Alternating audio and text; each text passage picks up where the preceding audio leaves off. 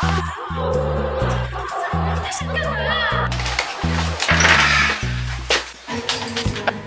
哎，爸，你这大白天的关着门在屋里干嘛呢？你对着手机脱衣服干嘛呀？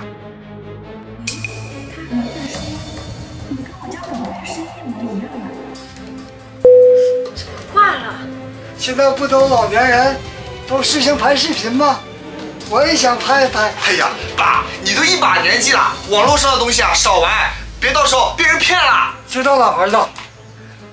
哎，儿子，你都快30了，怎么还没找到对象啊？我从来都不缺对象。那我怎么没听你说过？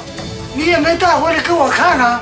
哎呀，这还不是很稳定呢，不着急，不着急啊。你这臭小子，你可不能当花心大萝卜去欺负女孩子。放心吧，爸，等时机成熟了，我会带她来见你的啊。爷爷，您说对，给爸，我接个视频啊。哎，是谁呀？是儿媳妇吗？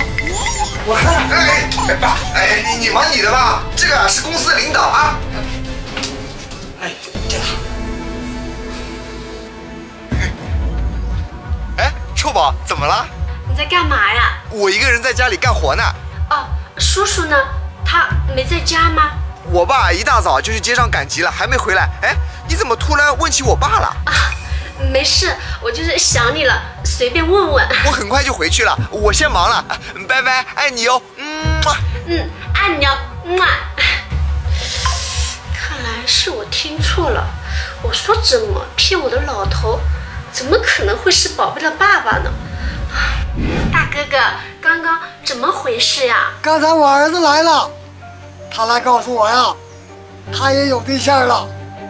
我们家呀，现在是双喜临门了。